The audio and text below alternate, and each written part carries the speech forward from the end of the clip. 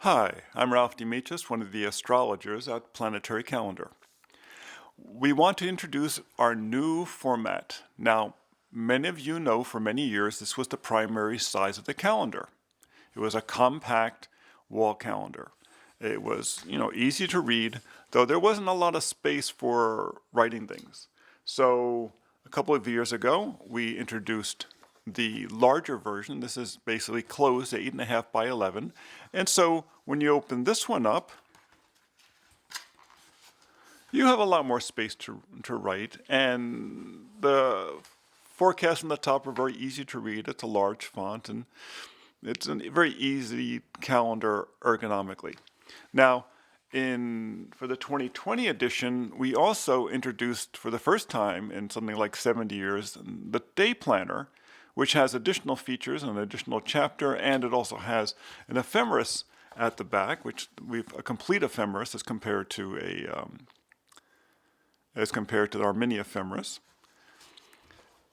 But one of the issues we dealt with was the fact that we had a third format, and it was the pocket version. And I'm going to show you the one for 19 because we have sold out of the 20s.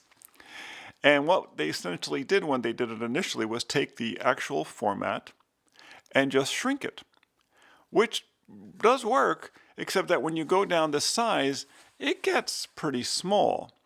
And about a dozen or so years ago, we changed what we call boilerplate text. Every year it was the same about the different signs. We changed it to a forecast. So the forecast was a little harder to read. And as we were running out of the 2020 pocket calendars, we realized that some of our clients were older and having a harder time reading this fine font. Apparently it wasn't hurting sales. So we decided that maybe it was time to change the format, but we didn't want to change the size of it. So what we decided was we would take this and we would change the orientation so that it was similar to the day planner. And this is a prototype because we actually have the first run of this to fill out the 2020s coming back from the printers, and it's set up like a little day planner in a book format.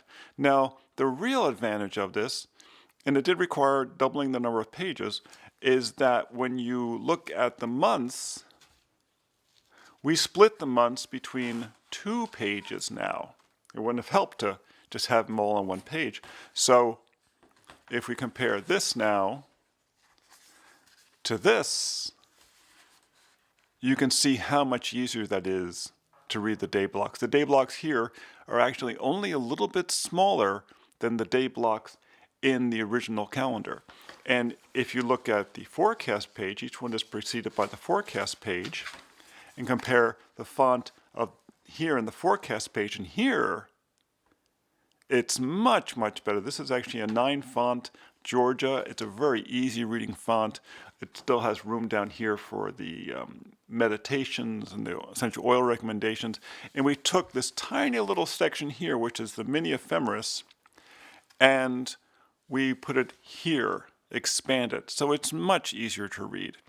Now, because so many people had asked for this, we've pretty much decided that for the 2021 version, we are going to, page back, ta-da, add a full ephemeris. Now, this ephemeris does not give you parallels or, but it will tell you your positions for every day of the month for the year of 2021. We just fit that in at the end.